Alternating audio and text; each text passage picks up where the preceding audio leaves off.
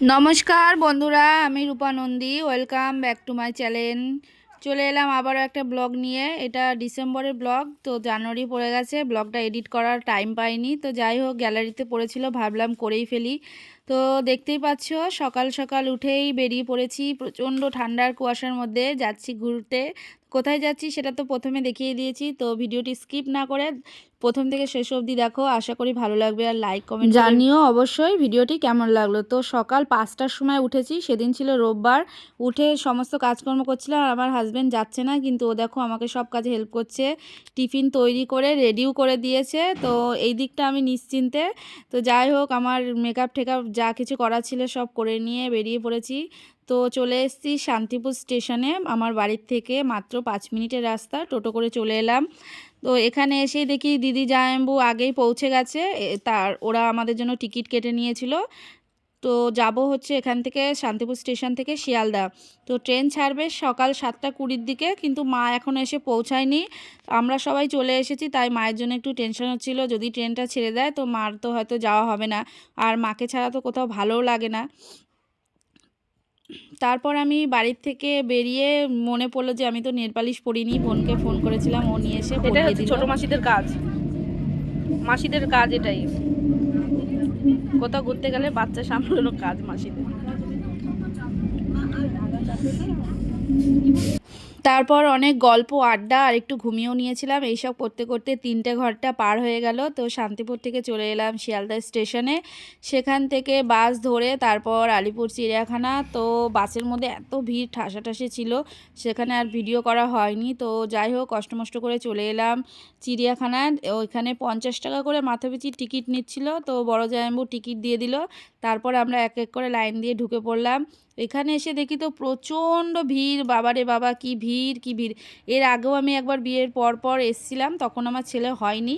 তো তখন এত ভিড় ছিল না, অনেক রকম পশু পাখি প্রচুর ছিল, দেখতে খুব ভালো লাগছিলো। কিন্তু এইবার এসে মানে অতটাও আনন্দ হলো না, মানে সেরকম দেখার মতো কিছুই নেই, খুবই ফাঁকা ফাঁকা লাগছে। মানে পশু পাখি যা আছে তার থেকে মানুষই বেশি, মানুষের ভিড়।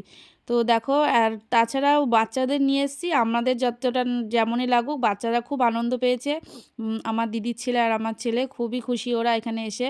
তো আমরা সকালবেলা বাড়ির থেকে কিছু টিফিন করে নিয়ে এসেছিলাম। আমি চাউমিন এনেছিলাম, দিদিরা পরোটা, মা লুচি তরকারি এনেছিল, সেগুলোই আমরা একটু খেয়ে দিয়ে নিয়ে তারপরে আবার রেডি সেডি হয়ে একটু রেস্ট নিয়ে তারপরে আবার ঘুরতে শুরু করে দিয়েছি। আর মজার কথা হচ্ছে, এখানে এসে মা দিদি 2-3 বার বড়দি হারিয়ে গিয়েছিল। তো মার ফোনটাও সুইচ অফ হয়ে গেছিলো। তারপর তাদেরকে অনেক খোঁজাখুঁজি করে বার করা হলো, আর বড় জামাইবাবু রেগে যাচ্ছিলো। আর এদিকে ওরা হারিয়ে গেছে, আর আমি আর বোন রিলস করেই যাচ্ছি, ফটোশ্যুট করেই যাচ্ছি। যাই হোক, আমি কিন্তু রিলস করার জন্যই গিয়েছি। তো এই যে ঘুরে ঘুরে দেখছি, তার মাঝে একটু রিলসও করা হচ্ছে। আর বলে রাখি, এখান থেকে এসে আমরা ভেতরে তো সেরকম কোনো খাবার নেই, যা আছে প্রচণ্ড প্রচণ্ড দাম। তো যারা যাবে অন্তত সকালবেলার খাবারটা অবশ্যই নিজেরা করে নিয়ে যাবে। তো দুবেলা কিনে খাওয়াটা অনেকের পক্ষেই মানে সেরকম অ্যাফোর্ডেবল হয় না। তো যাই হোক, আমরা সেটা জানতাম বলেই বাড়ির থেকে খাবার নিয়ে গেছিলাম। আর আসার সময় আমরা স্টেশন থেকে একটু খেয়ে দিয়ে তারপরে ওখান থেকে ট্রেন ধরেছিলাম। তো দেখো কত ভিড়!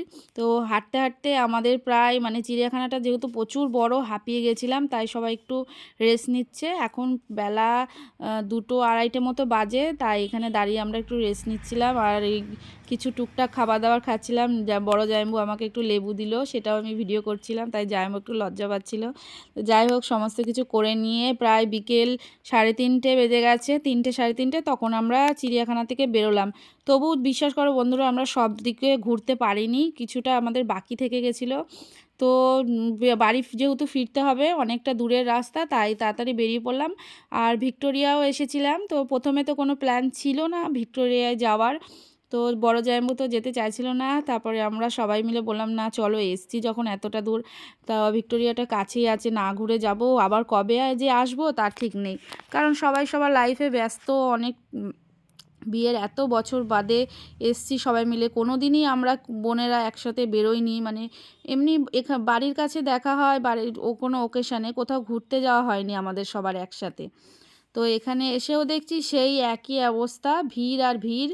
মানে টিকিট কাউন্টারেও লাইন, সেখানেও আধা ঘন্টার প্রায় দাঁড়িয়ে থেকে থেকে ভেতরে ঢোকার সময়ও প্রচণ্ড ভিড়, তার ভেতরেও ভিড়। তারপরে সেখানে তো কোনো রকম ঠাসাঠাসি করে উঠে দেখে টেকে নিয়ে একটু ভিডিও ফটোশ্যুট করছিলাম। আর আমার কাছে তো ফোনটা ছিল না, বোনের কাছে ছিল। ও এমন উল্টোপাল্টা সব ভিডিও মানে গাদাগুচ্ছ করে আমার ফোনের পুরো চার্জ শেষ করে লাস্টে বাড়ি যাওয়ার সময় ফোনটা প্রায় সুইচ অফই হয়ে গেছিলো, মানে সুইচ অফ হয়ে গেছিলো। তো যাই হোক, অনেক কষ্ট মষ্ট করে ঘুরলাম।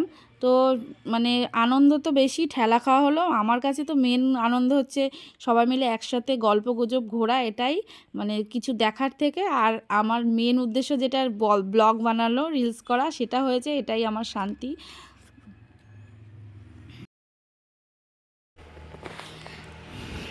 ভিক্টোরিয়াটাও সেইভাবে আমরা টাইম কাটাতে পারিনি। আশপাশের কত সুন্দর সিনারি মানে লোকেশান, সেগুলো ঠিক করে দেখা হলো না, কারণ আমাদের ট্রেন ধরতে হবে, বাড়ি ফিরতে হবে। তো যাওয়ার আগে আমরা শিয়ালদা স্টেশনে ট্রেন ধরার আগে একটু খেয়ে নিচ্ছিলাম। এখানে রুই মাছের ঝোল ভাত খেলাম, একটা প্লেট হচ্ছে 80 টাকা করে পড়েছিল। তো সবাই মিলে মানে এত তাড়াহুড়ো করে খেয়েছি, মানে ট্রেনটা আরেকটু হলে মিস হয়ে যেত। ছুটতে ছুটতে এসে মানে রীতিমতো ভিড় ভেদ করে ঠেলতে ঠেলতে এসে ট্রেন ধরলাম। তো এইখানেই ব্লগটি শেষ করছি।